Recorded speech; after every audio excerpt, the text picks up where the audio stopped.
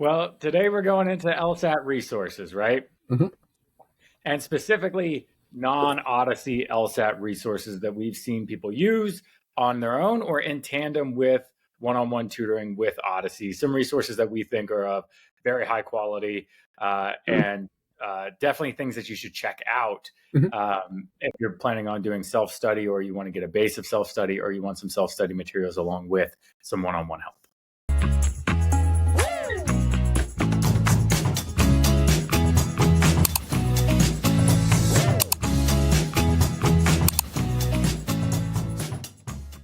I know one thing I was going to say real quick is I know we had that schedule for last week, but we talked about a very relevant question as to like admission cycles, testing, etc.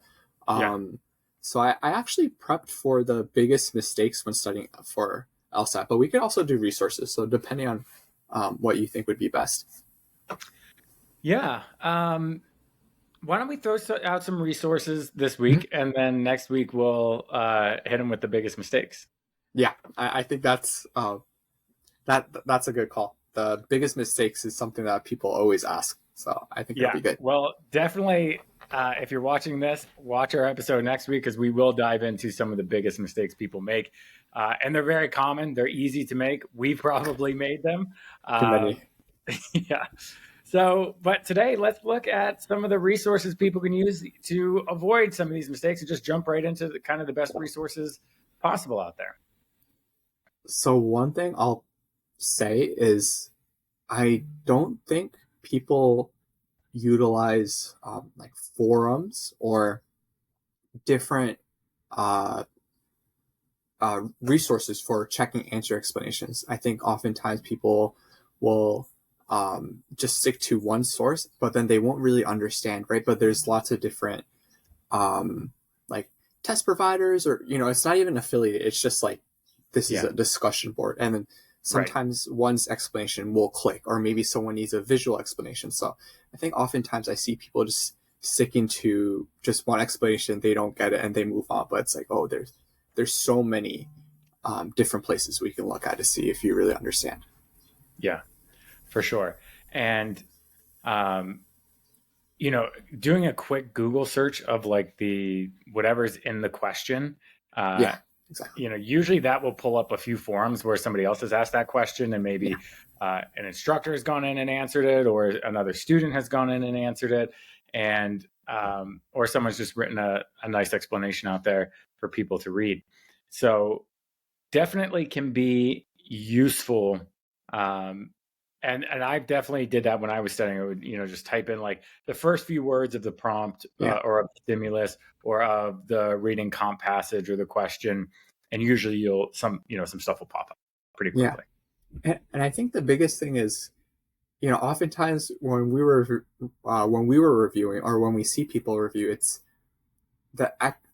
their confusion may not be addressed by a certain source that they're using, right? Maybe they're using one source, and the instructor says, oh, B is just a garbage answer, and the person's like, wait, I actually really like B. I don't know why it's a garbage answer, right? Or maybe someone will be confused and say like, oh, I think A is actually a good competing answer within this regard, but it's not addressed. And it'll be like confusion around a particular thing that may not be addressed in whatever people are using. So definitely, like you said, with the Google search, sometimes it'll take a couple, right? Like, I don't like this explanation. I don't like this set. And then it's, oh, I finally saw someone bring up the angle that, I was also thinking in. So I think that is very, very important. Finding someone that's within your same line of thinking. Yeah. And I guess from like a tutoring perspective, that's what we always try to do, right? Figure out where's the student coming from, so that we can address the question that they have in a way that makes sense to the error that they're making. Not everybody's making the same error on every question, right? So if you have a tutor, that's a great thing. But if you don't, it may take you a few of these different explanations to find someone who's like, hey, but what about specifically this thing? And here's my argument why I think it's right. And you're like, that's what I thought. and then you can get a clarification on that particular thing. And I like how you brought up the note of like a tutor or an instructor, because I think having someone like live be there with you, virtual or in person, can see, what, like where your vantage point is, right? And interact with you. Whereas some of these static resources are good, but they may not address the confusion you have. And that actually brings me to my second point. I think I was working with some students recently, and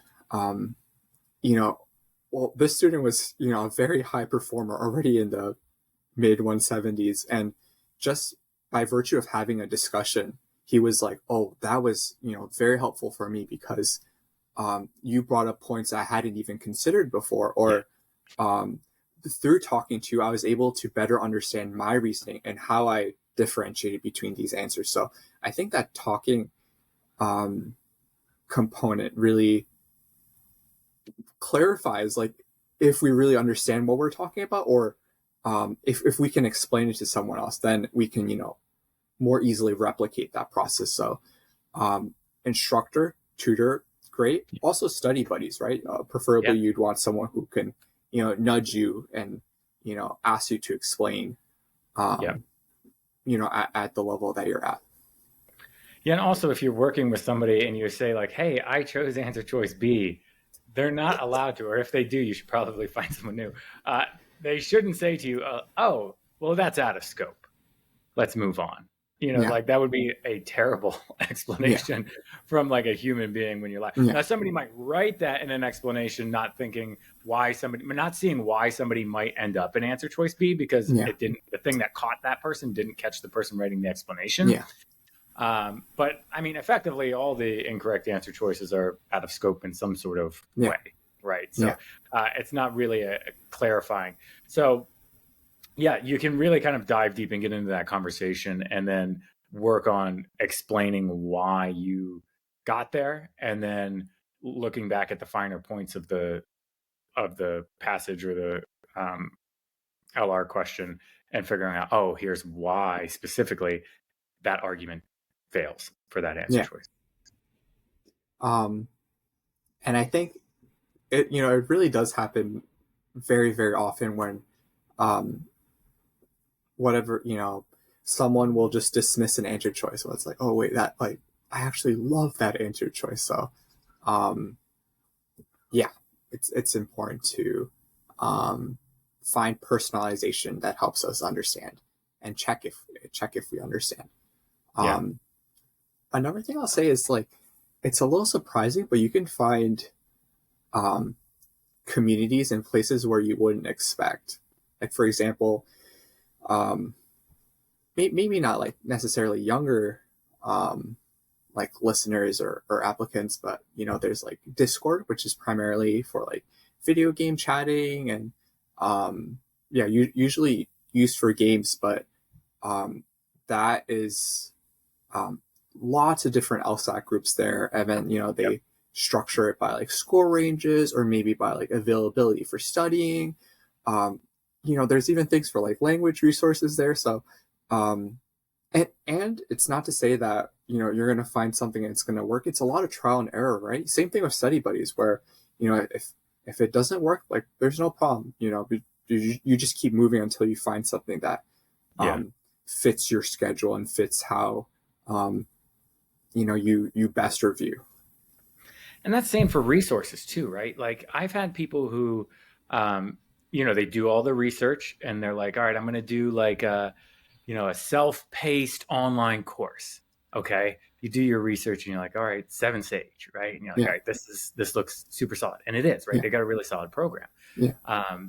But then there's a subset of students who just don't seem to, for whatever reason, connect with that style. But they know that it's highly reviewed, and they go in there and they're like beating their heads against the wall and like, this isn't making sense. And you don't want to pull the ripcord too early on a resource. But if you've been trying and trying and trying, and the resource just isn't panning out for you, then there's other ways. There's other angles of looking at things, and And that's the same for other highly regarded resources like Yeah. the Power Score Bibles or LSAT Demon. Yeah. LSAT Demon, the Loophole Yeah. by Ellen Cassidy, the LSAT Trainer. All of Yeah. these are like, very well regarded Yeah. LSAT resources. But it's like just knowing that it's literally impossible to write the perfect book for every single student who will Yes. ever read it. That's just an impossibility. Now, Yes. the people who have written these books and created these courses have done a phenomenal job of creating something that works for the majority of people, but you may not be in that majority. And Yes. look for those different angles if you find yourself in that position. Yeah, I think that's an excellent point, because oftentimes in working with people, or talking to people, they'll say like, "Oh, what did you do? I want to copy, your process." But I always emphasize, and it is very important to realize that like everyone is different, right? So, for example, if we go by not like stereotypes, but like general, like what seems to be consensus, like back when logic games, was a factor, Seven Sage was, That's how they built the company. Yeah, Seven Sage. If you wanted to get logic games, like that was Seven Sage. It was People great. said, yeah, the explanation videos, the visuals, yeah. Well, they released the explanations for every single logic game ever in existence onto YouTube, and then they revised them and did it all again. And then again, like it was just like, wow. Until the LSAC said they're not allowed to do it any longer, which is the only reason that they stopped doing it. Yeah. So I mean, that was phenomenal, and they really built it. And Power Score too, I would argue, with their Power Score Logic Games Bible, Yes. they built an empire on that book. Yeah. And that was, like the standard prior to Seven Sage coming around. Exactly. It's like, this is the Bible for logic. Yes. Like how you learn it. This is how you master it. And there's also like core curriculum in Seven Sage, and like from what I've seen, because I've had some students I worked with that I like looked at it for a little bit. It's very like theoretical, and some people, their brains just work like that, right? Like first, let's talk about like what is an argument, and like very just like it, like not like philosophical, but it's like very like zoomed out, very very zoomed out, and some people thrive with that. Some people are just very like put off by that. Loophole, another great resource. Some people love it, some people don't. That takes like the complete opposite approach, where it's very colloquial. It's very colloquial. It's very almost like silly examples, but for some people that clicks, right? I think you really have to personalize. Yes, and like the students who find like, they'll do something like Power Score, and like either that clicks or it doesn't click, and then they switch to Seven. Like if it doesn't click, they switch to Seven Sage, and you're like, oh, that actually is clicking. Or if neither of those are working, then they go to the Loophole, and they're like, oh, the Loophole all of a sudden is the thing that clicked. And it's definitely good to get those different perspectives, right? And John, I'm sure you agree. I think the difficulty is for students to realize, like, and I've talked to my students as well, to understand, am I like banging my head against the wall, or is this just part of the climb, right? Yeah. Because I think, I've had some students where, they'll have gone through like a whole like Power Score series, or introductory like Kaplan series, and then they're still having trouble finding like main conclusions. It's like, oh, that foundation that we built maybe like wasn't too solid, so let's like try to rebuild, right? Or I think the customization is very tough to do, but should you tinker and find what works and what doesn't? And in going through this, sometimes we take something out, it's like, oh wait, that was actually quite useful. But being active enough to tinker, I think, is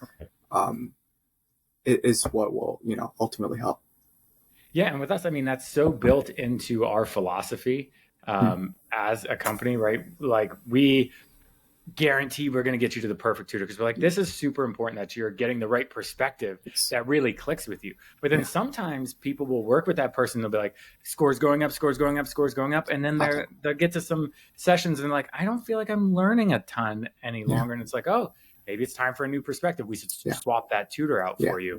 And then even with some of our packages, we give our live course for free as well, which is a different instructor doing it in a group session. So we try to hit them from all these different angles, and finding the things that are really working for them, sticking with it. But when those wells dry up, which sometimes they do, going and finding another resource to kind of pair them up with.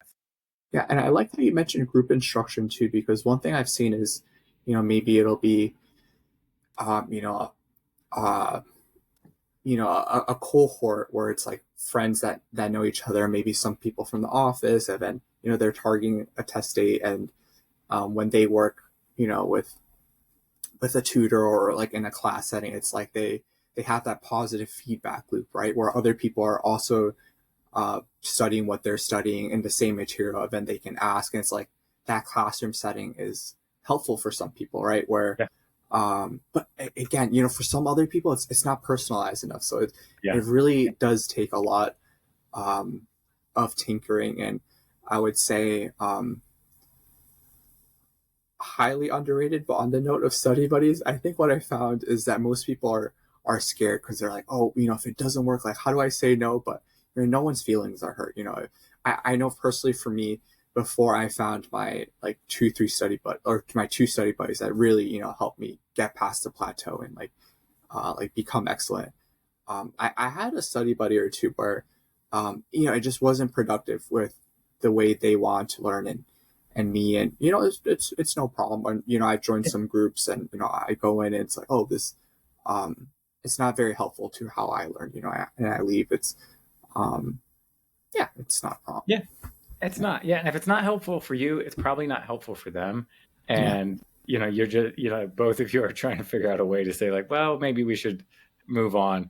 Just go ahead and be the person to take that step, and, obviously be kind and polite, Yeah. and courteous. But, the LSAT is one of those things that it's, you do need to be a little bit selfish during that period of time. And Oh, for even sure. when it comes to non-LSAT things, like sometimes you have to say no to a lot more than maybe that you want to. You can't spend as much quality time with people in your life as you typically have been able to, because you have this really big thing that you're working on right now. Yeah. Or everyone's going to be in different stages of life, right? But like, say some like people are in college, and there's like drinking parties, and then you're hungover, and then you lose at some Saturday morning, and so it's but it really I think not just for LSAT, but it seems for a lot of things, people want a one size fits all, right? Like what's the best way to invest in stocks, or like what's the number one way? But everyone's going to be different, right? Where John, I've worked with a lot of students where I tell them like, oh, please exercise, please go outside, like don't just sit down here for 10 hours, right? Like I'd rather you block it. And I have some other students where I'm like, please don't watch that TV show, so understanding yourself, and Yeah. It's not going to be a straight process. But as long as you adjust and keep tinkering, right? Where I think the name of the game is like quality, like sources of engagement, right? Like some people will, you're like doom scroll, or like look at Reddit and like, oh, compare my numbers. It's like that's not productive, and that just makes you anxious, Right. And that is not what the forums are for. That is exactly where exactly that will steal a lot of your time if you let it. But that's not what the forums are for. If you're using the forums correctly, you're using them to get question explanations, you're using them to team up with other people, to becoming more like live, whether that's, through text or through, actual video sessions, or meeting in person, or whatever it is, or connecting with resources. But it's not a place, like you should not be spending 10 minutes in on a forum just aimlessly roaming around, because that 10 minutes turns into an hour or 2 hours, and you feel bad, you're anxious. It definitely is. It is not conducive to great studying. And there's also, not everything you read on a forum, I hate to be the one to point this out, is true or correct. I personally tutored students from forums whose public scores were 15 points higher than what their actual scores were when I started working with them. So they're reporting being in the 170s, they're in the mid 150s. So these things do happen, you hope that most people are being honest and are being well intentioned, but you're dealing with just random people on the internet. So Yeah. there's going to be a Yeah. wide basket of people.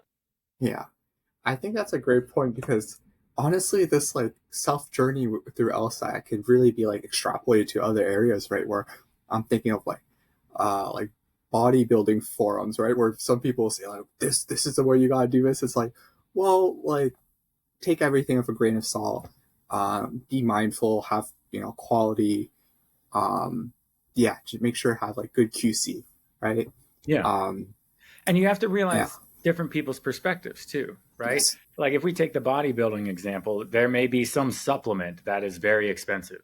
Yeah. And if somebody's only making $30,000 a year, they say, "Oh, that supplement's not worth it." And then, but somebody else is making $200,000 a year, and they're trying to eke out that last 1% because they make their Yes. living from bodybuilding, and that's how they make $200,000 a year. That supplement might be worth it for that person, even though 80% of people it's not appropriate for, and they're gonna rail against that supplement. That there is this subset of people who maybe that the cost benefit analysis swings in their favor. Um, so like it's where people are coming from is what informs what they think is good or worth it. Even with a lot of the good programs we mentioned earlier, some people Yeah. will be like, "Hey, I didn't like it," and Yeah. that's okay too. It doesn't mean that it's not necessarily going to work for you. Yeah. 100%. It's all contextual, and Yeah. we might just not have you might not be able to see that context. And another thing I'll say is mixing things up is definitely good too. Like for example, um, I think like when I first started, I like Kaplan book from the library, Yeah. a little bit of Power Score. It personally didn't really work too well for me, Sure. but I found out that um, Power Score did have forums. So when I was, once I was a little bit more advanced and I was going through PTs, I would sometimes look through their forums. Personally, for me, I've never used anything by Manhattan Prep, but I really do like their forums for Their like answer forms are great. explanations. Yeah. Very, very good. Yeah. And I'd And agree. there's I haven't heard much about their like formalized programs, but yeah, man, that forum is a wealth of very knowledge, rich. Yeah, hundred especially percent. if you're searching very specifically for what Yes, you're looking yes, yes. So I always highly recommend to people, and I have no idea. They might offer like substance services and courses, but like hey, forums completely free, and Yeah. um, wow, And I so think yeah, they were actually bought by Kaplan maybe about a decade ago. So they're like a subsidiary of Kaplan at this yeah, point. But that forum was developed under the original uh, leadership of yes, Manhattan Prep. And that's where that like really amazing kind of culture came together yes, of question explanations and yeah. making things super easy. And one thing I'll add is I'm sure you felt like this too. Sometimes, you know, you look at one answer explanation, but you just need to look at it from different angles, right? And or maybe someone will bring something up, and it's that active engagement where I think you really get more confident, get more like robust in your reasoning, right? It's almost like having a study buddy or someone to talk to, and Yeah, like an if you asynchronous study buddy. yeah. And yeah, it just really, I think, levels you up quiz because it's like, oh, I never considered that point, or like, oh, that actually like synthesizes all these points very nicely. Mm-hmm. So use a lot of resources. Yeah, and I would just give a word of caution on that as well of having too many cooks in the kitchen. Yeah, So when you use these resources, and you should get a lot of different perspectives throughout the course of your studying, yeah, just don't be frantically going from one source to another and like getting all these different perspectives and getting swirled around. What you may need to do is find what I usually recommend is find like one resource that really resonates with you for most stuff, right? Maybe not everything, but most stuff. So yeah, if you're in seventh stage, you're like, oh, this is really resonating for me really well. But some of the stuff I'm still a little bit shaky about. But you can create your core curriculum for you around that. Now, if you get into seventh stage, you're like, this isn't working. You can go and maybe try Power Score or something like that. And then if that is, then that's your core curriculum. And then from there, once you've kind of have that initial understanding and kind of like experience with the test, then you can start to reach out to these other areas and start to incorporate them into this kind of stable, solidified whole that you're building, and even swapping pieces in and out at that point. But just don't have it be frantic and crazy at the beginning, because you may find you never get settled. John, that's actually an excellent point, and I realize that's something like implicit in how I was viewing it. But yeah, some people, I think, it get the self journey through LSAT, it really applies to other things. But some people look and say like, it's not me, it's these, I need to find the right resource, right? And then just frantically blah blah blah blah blah. But it's almost like, when you're saying that, I thought of like a tree, right? You have like your trunk, you have your foundation, where you build, most or like a lot of your general understanding of this test. And then you spread out. You want some more help in like maybe like RC strategies, and you look at this, or maybe some like certain like LR questions. You look at this, or maybe like some UI UX interface or approach to studying. But you have that solid foundation. That's not to say you're you're trying all these things before actually. That would be kind of like the example where someone thinks that like nothing is productive, but they're it's just part of the grind, right? You're climbing the mountain, and don't just keep getting off, right? Like keep climbing, and build that base. Yeah, and anytime, whether you're studying or you're taking your exams or you're doing time sections or whatever, anytime you feel like you have this frantic energy, that's the wrong energy to have. Like this is climbing a mountain. This needs to be just very methodical, one foot in front of the other. Make sure your route's good and that you feel solid with the route that you're on. But don't be afraid to make some changes and get some different perspectives and figure things out along the way too. Yeah. So good luck, everyone. To summarize, play around forums, Manhattan Prep, Power Score, play around with tutors, individual, group setting, try study buddies, and in choosing something, make sure you try to build a foundation and go from there. Yeah, and get those different perspectives when you need them, for sure. All right, thanks, JP. Always great chatting with you. Likewise. We'll see you next week.